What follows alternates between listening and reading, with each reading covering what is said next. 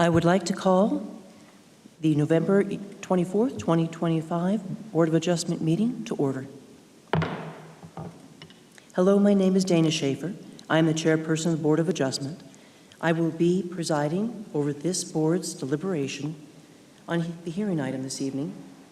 The Board of Adjustment is a quasi-judicial, impartial body made up of residents of the town of Prescott Valley who volunteer their time and efforts and are guided by state and local rules and regulations. Although we are somewhat informal, we ask that you address the board, that when you address the board, that you use the microphone at the podium, state your name and address for the record. Only one person may speak at a time, and all remarks must be addressed to the board as a whole. The Board of Adjustment proceedings will be conducted using the following format. First, I will read the hearing application into the record. Following the identification of the hearing application, staff will present the case and their recommendations to the board, after which questions for the Board of Adjustment will be directed to staff regarding the case. After the board initially reviews the applications, the floor will be open for comment, at which time the applicant will have the opportunity to comment regarding the matter and answer any questions. It is at this time that I will open the floor to general comments from the public regarding the case before the board. Any persons wishing to address the board must register their name online or with the clerk prior to the commencement of the meeting.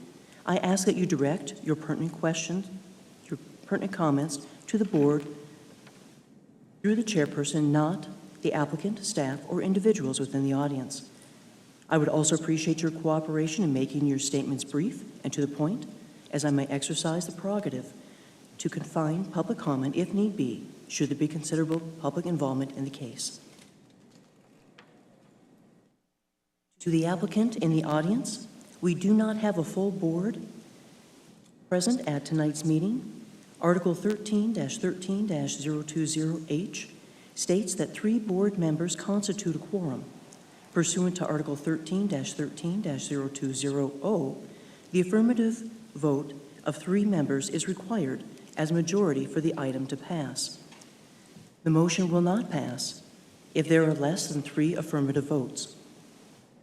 Town Code grants applicants the right to request a continuance of their appeal in the absence of 1 or more board members. If you wish to postpone your hearing for a date when the full board membership is in attendance, please make this request known before we hear your application. I would like to note, for the record, the town staff present: Chris Norlock, planner; Brittany Cleveland, planner; Carmela David, administrative services manager; Stephen Zrake, deputy town attorney.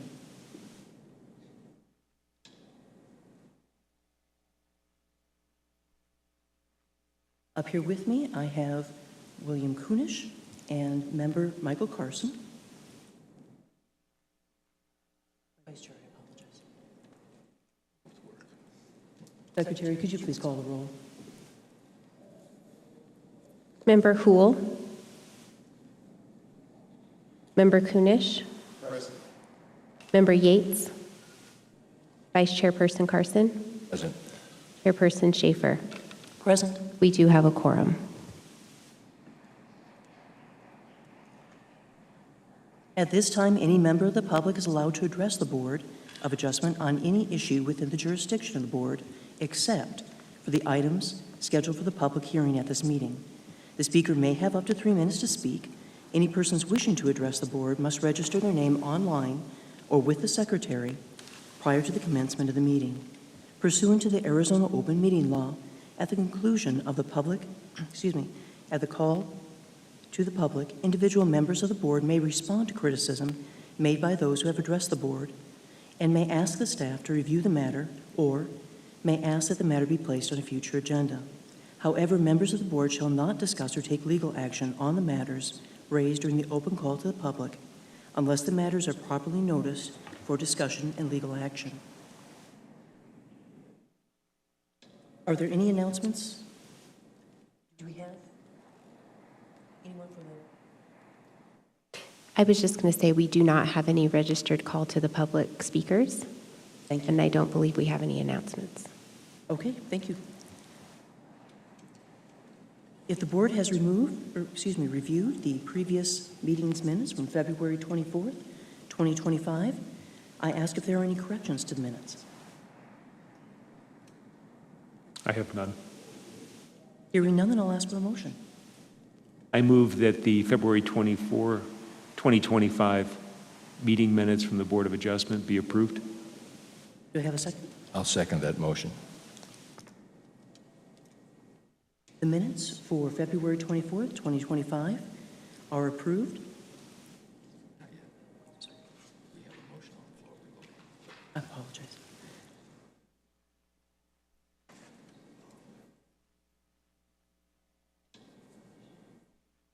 I'd like to ask for a roll call vote. Member Kunish, Yes.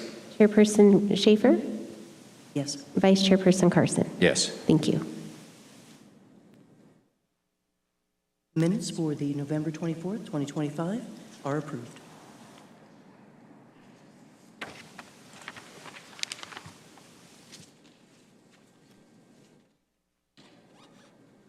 Upon the variance of Yavapai Landscaping, LLC, agent, a request for a variance upon Section 13-13-020M4 of the Town of Prescott Valley zoning ordinance to reduce a rear setback for a pool from 10 feet to 6 feet.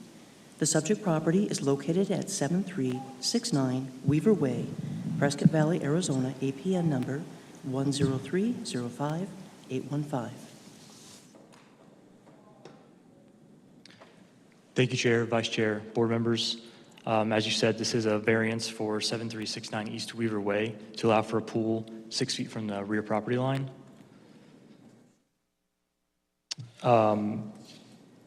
This is the approved site plan that was permitted for the permit B25-1059. Town Code Section 13-07-140D1 requires the pool location to be in the side or rear yard and at least 10 feet between any property line and the water's edge. The site plan did show 10 feet from the rear to the water's edge, and it was approved on that basis. This was the actual site plan of where the pool was built. As you can see, it was built at 6 feet. This was discovered when the building inspector first went out for a pool inspection, and they had moved it 4 feet inward 4 feet outward, I guess, towards the property line for it to be 6 feet, not following the approved plan. Just a recap of the finding of facts, the original site plan approved for the pool was at 10 feet per Chapter 13 zoning code, which required the 10 feet for setbacks. The pool was dug by the contractor at 6 feet from the property line. And just to remind you all, the board may not grant a variance if the special circumstance applicable to the property is self-imposed. Staff recommends denial of V25-001 because the approved site plan was not implemented in the field and has now created a self-imposed hardship on the property. And I will take any questions from here. Any questions? I do have a question for you. Regarding the original site plan, it was showing some measurements.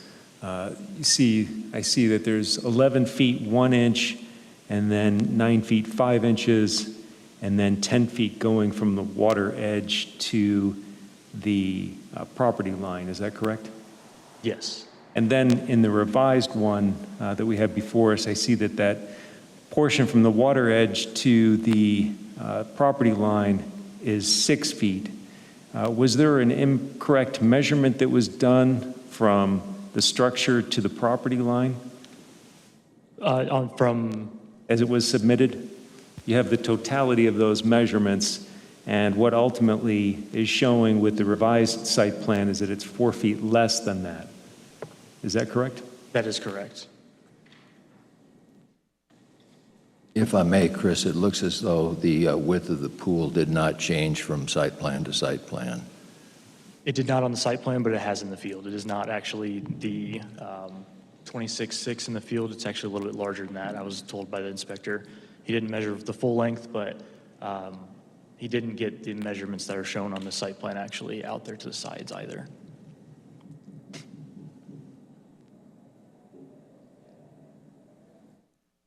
So is the excavation of the pool as currently sits on the site 9 foot 5 inches in width, or is it 11 feet whatever inches? The pool itself, I believe, is 9 feet 5 inches.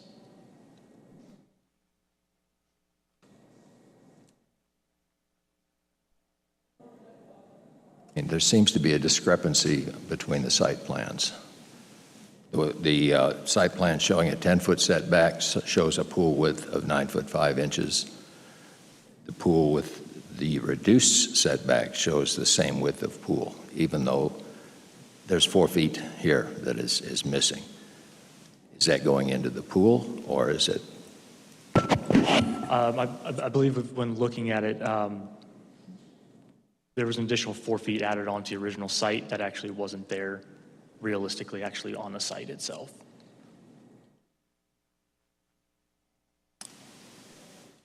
Based upon this site plan, would the pool have to then be 5 feet 5 inches wide in order to meet the 6-foot setback from the property line to the water edge? Yes, potentially it would have to be 5 foot 5 inches, or shrunk and moved over to either the left or the right a little bit. That way you could come forward towards the house more, because right now it's the covered patio's in the way. But if it wasn't 26.6, you could potentially shift it to the left or the right and then come forward more towards the house to meet that 10 feet as well. So they could potentially recover that 4 feet coming closer to the house where the covered patio is.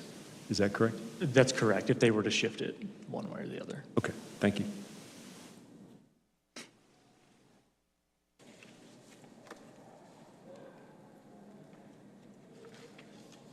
Are there any further questions for staff?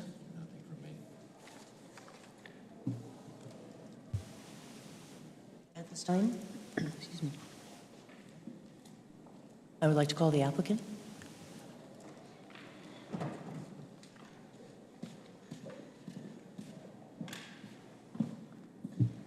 Thank you. One thing, as you were discussing that, it was, you mentioned if we moved it 4 feet closer to the structure, would we be able to make that happen with the patio? It is a covered patio, so at the way that it sits right now, we're actually very, very close to that patio. Sorry to interrupt you. Yes, sir. Could you just state your name Yeah. for the record and who you represent? Nathan Green, owner of Yavapai Landscaping. Thank you. We're building the pool out there. So it would be very challenging to do that. Honestly, this is the first instance where we've ever ran into a case where 10 foot wasn't the setback. Whenever we send a set of plans, certainly didn't mean to be misleading in any sense. It's your minimum setback. So that's what we drew on there. The fact that once we went out on site and removed all the landscaping and plotted the pool there and dug, and it's Stone Ridge, and jackhammered and dug some more, we realized that we were only going to be able to have about 6 foot between the edge of the pool, the water's edge, and the back of the wall there. It's probably important to note that it's backing up to the Stone Ridge easement, which is 40, 50 feet or so between the other homeowner, which has a wall as well. I believe it's close to a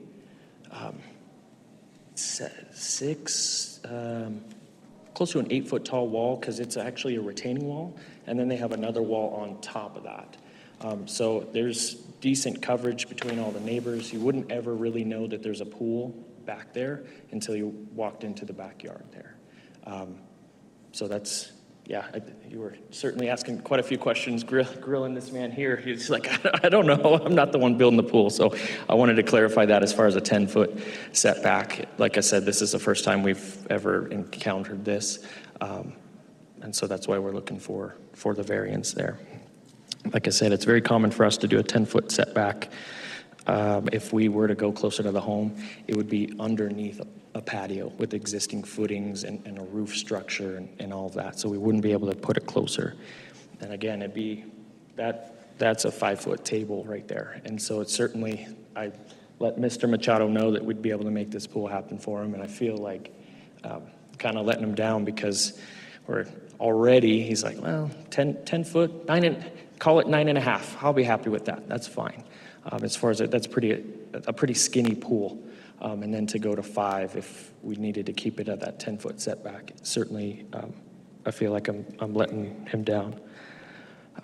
Let me just look at my notes here. Did you have any questions up to that point? Would it be possible, nevertheless, to build a pool that would be only 5.5 feet wide rather than the 9.5, I think that we're seeing here? 9 feet, 5 inches, excuse me. I've never built a 5-foot wide pool. A standard spa that you'd get from Arizona Hot Tubs would be 7-foot wide. As far as some, a very small hot tub that you would crawl into, climb into, and sit in, as a 7x7. And so it really wouldn't function as a pool very well. We had to stretch it out and make it longer already at the 9.5 width to try and make it a decent size pool. Would it be possible for you to then move the pool closer to the house, even though you do have the covered patio? It would be very close to the slider. So again, there's an entire roof structure with columns, and it's a hip roof, so I believe there's trusses, not necessarily a Lumawood cover or a very simple cover. It's part of the home that has footings and foundation back there, and it's already maybe not more than 6 foot from the slider to the edge of that patio. So it is a very short patio already in that instance. As far as coming out the slider, you'd be right onto kind of a pad before you'd go into the pool or have the pool right there.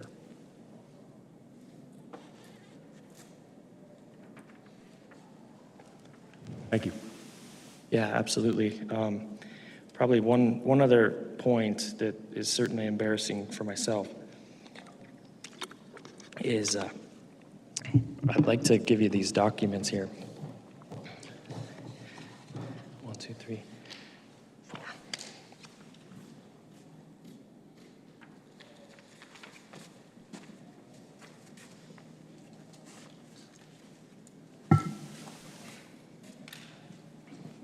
So my wife helps project manage these projects and get everything across the board and lets me know where I need to be and what we need to do to make these projects happen. And she sent me a text earlier and said, "Congrats, the variance is approved," which I immediately turned around and let Mr. Machado know that his pool was approved.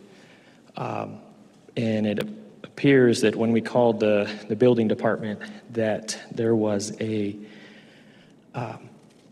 it seems to be somewhat of a phishing scam, that we were sent a email that said it was approved and said to get this approved, go ahead and submit or wire $3,500 to have the variance approved. And so, again, a little embarrassing on my part because I let Mr. Machado know that it was approved. And come to find out when we called the building department that they said, "Oh, yeah, we're going to get this to IT. It looks like a scam," because on the email, it's planning.prescottvalleyaz@usa.com as opposed to at, I get, usa.gov potentially. And so it's a very close email. So this is just kind of added to the ups and downs with this project. Again, our customer's been very patient waiting for this meeting as well.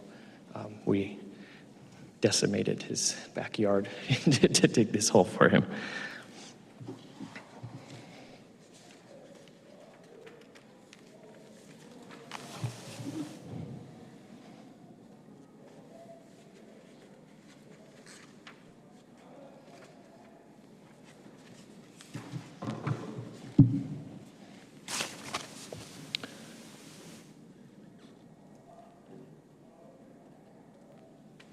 A quick question. Yes, sir. Knowing that there was a 10-foot setback required, Yep. when the field people discovered that there was a problem and they couldn't build the permitted pool as shown on the drawings, why was this not brought to the attention of the city? It's a very good question. We subcontract our excavation portion of our business. We have tons and tons of equipment, but we don't currently have an excavator, so we subcontract that out. And I gave the plans to our excavator, and he dug the hole. And so it's not until the hole was completely finished that I went out to field verify that and look at that and found that we were 6 feet away.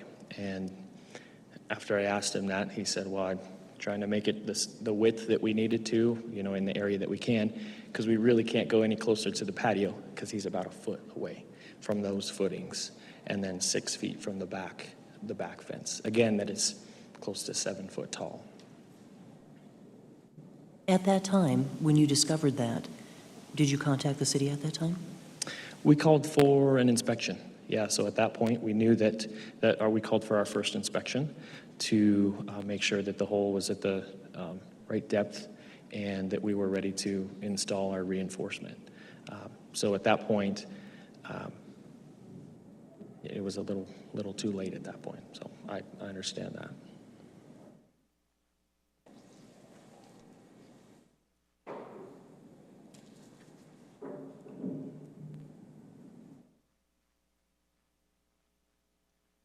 I'm not seeing a lot of wiggle room here. We have a codified setback of 10 feet.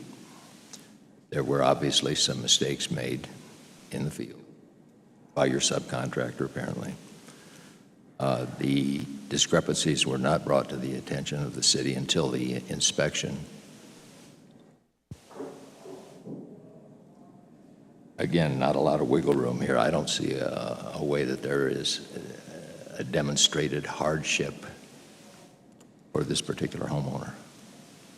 It certainly wouldn't be affecting any of the neighbors. So when you mention hardship, it wouldn't be creating a hardship on any of the neighbors around there. There is a 7-foot wall, and the front road, which ultimately means the backyards are at different elevation changes. Again, you wouldn't be able to even see the pool back there or know what's back there unless you went into the backyard. And again, keep in mind, and I wish we could pull it up on a Google Maps image, there's a minimum of a 40-foot drainage easement. I saw that easement, yes. Did you? Okay. And so it's, yeah, if it was right up next to another home, I certainly could understand that. But in this instance, it's not creating a hardship for anyone. The purpose of the variance is to address a hardship for the homeowner, not the neighbors, but the owner. I'm not seeing a hardship for the owner here. Yeah, and under Town Code, Section 13-13-020N, the Board of Adjustment may not grant a variance if the special circumstances applicable to the property are self-imposed by the property owner. And from what I'm hearing from the testimony in this case, it appears that this is one of those circumstances where these are self-imposed special conditions. If that's the case, I feel that no one in that neighborhood would be able to, given living in that neighborhood, would be able to install a pool. Excuse me, sir, would you stand a little closer to the microphone? Yes, sir, yeah. Thank you. So in that instance, at least on that street, no one would be able to install a pool. A pool, I guess, could be considered a body of water, but as far as a pool that could function and you could use and swim back and forth, you would be able to, again, this is a 5-foot table here, you would be able to touch one side to the other. And so it's more of a, Mr. Machado would like us to build him a pool and not a culvert, a drainage channel. And so I guess that's what we're looking for. There's certainly that hardship in that instance. Again, the hole was already dug, but that hardship potentially started before we even did because he's not able to build a pool in his yard. Yet, from your testimony, your prior testimony, it appears that he is able to build a pool. He's even able to build it with the width that he wants, but there would be additional costs associated with that covered patio area that would have to be changed as well. So he's not restricted from having one, but it's more difficult for him to do so. He wouldn't then be able to have the sun coming into the back of the home on that side. Just hypothetically, I'll kind of play it out with you. If we remove that cover and install that pool, we could do that, but then to replace that cover, we would need to then put those footings for that cover on the, I'm just talking about it right now, just, trying to make that work. We would still be within 10 feet of the setback of now building the structure or the shade of the home over that pool. Like if we put the footings on the other side and completely remove that shade. So it'd basically just be taking the entire shade, which is not a shade, it's the home, taking the roof off of the home. And then if we had to add an additional expense or hardship to the homeowner, put that cover back or that roof back, trusses back, drywall back, it would still be, we'd be looking for another variance at that point. And the homeowners would, the neighbors, again, it's not their hardship, but the neighbors at that point would most certainly see that cover. And so from a hardship standpoint, the pool is, ground level. Again, you don't see that. When you mention hardship, I feel that the fact that you can't put that in the backyard is a hardship. The question for us, though, is whether or not it's a self-imposed hardship. And from the testimony here, it sounds like this is a self-imposed hardship. Well, he'd like to live in the town of Prescott Valley. He could live, wherever he wanted to, but their family decided to live in Prescott Valley, and they like the Stone Ridge area. And so in that instance, it's not a hardship on anyone else. It's certainly a hardship on him because he's not able to put a pool. It would be, an inflatable above-ground pool. You're not going to find a minimum size of a pool online for sale at Walmart to Home Depot or online that would be less than 7 foot, 8 foot. Certainly not going to be a 5 foot wide pool. It wouldn't be considered a pool. When he purchased the home, wasn't he aware of the size of the backyard? He was. I imagine so. I don't know that he knew that he wouldn't have been able to put a pool, to be quite honest. That was not something that I don't think he was thinking about from when he first purchased the home. And so that changed in the instance that he wanted to add a pool later on. And you had described the pool being 5 feet 5 inches wide, and that would be narrow, but it's still a pool, is it not? It's a lap pool, essentially. Yeah. Yeah, I believe so. All right, thank you. Okay. Any other questions? Not for me. No further questions from me. Okay. As there are no further questions for the applicant, the chair will open the item for public hearing. Do we have any registered speakers? Kathy Andrews.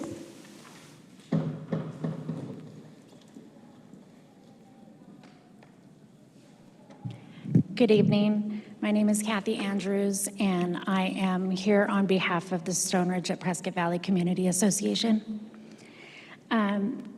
The association would like to provide some factual context regarding the variance request before you this evening to reduce the required rear yard setback from 10 feet to 6 feet for the continuation of construction of the swimming pool at 7369 Weaver Way. The homeowners have owned this lot for approximately 4 years. The home and lot size, shape, and topography have not changed during that time. The lot is not unique within the community. Many lots share the same or very similar configuration and topography. I've provided each of you with a small snapshot of some of the homes showing the configuration of the lots and the homes for your reference. Those are within the short, small area near that property. Within our community of 1,158 homes, pools are permitted, but have only been installed on larger, appropriately sized lots where the town and association setbacks can be fully met. It's important to note that the association's governing documents require all exterior modifications, including pools, to be approved by the Design Review Committee before any work begins. The DRC's approval process relies directly on the town's established building setback requirements. These standards allow the association to maintain consistency, fairness, and predictable expectations for all residents. In this case, construction began based on what we can only assume were incorrect measurements in order to gain approval and permits through the town. This was prior to any variance request being submitted.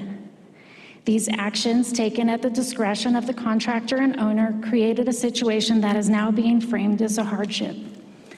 As you know, a variance may only be granted when the hardship arises from unique physical characteristics of the property itself, not from decisions or actions made by an owner or contractor, and not from an improvement on that a property cannot reasonably accommodate.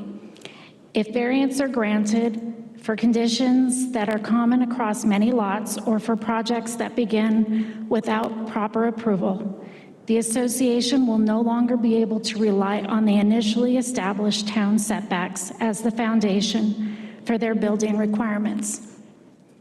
This could create significant inconsistency within the community and set a precedence for homeowners with similar lots to make comparable requests themselves, making it extremely difficult for the association to enforce its own guidelines fairly and uniformly.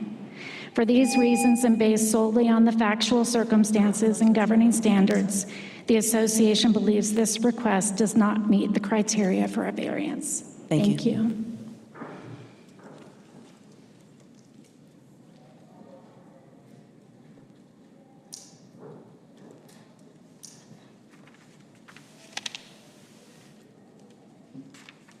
Public hearing is now closed.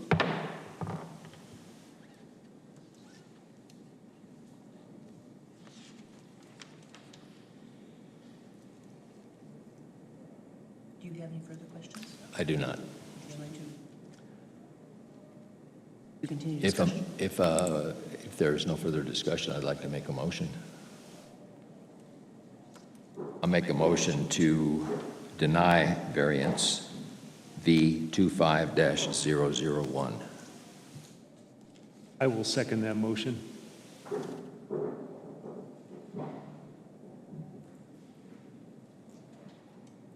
It has been moved and seconded that,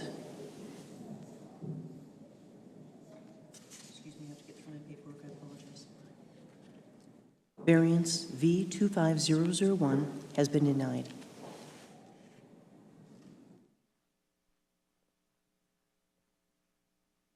Secretary, I'd like to call for a roll call vote. Vice Chairperson Carson, Yes, for denial. Member Kunish, Yes. Chairperson Schaefer. Yes. The motion passes.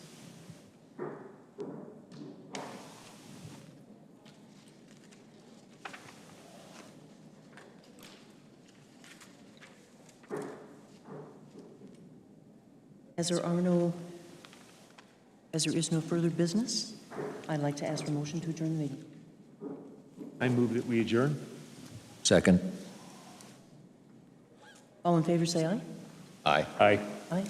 The meeting is adjourned.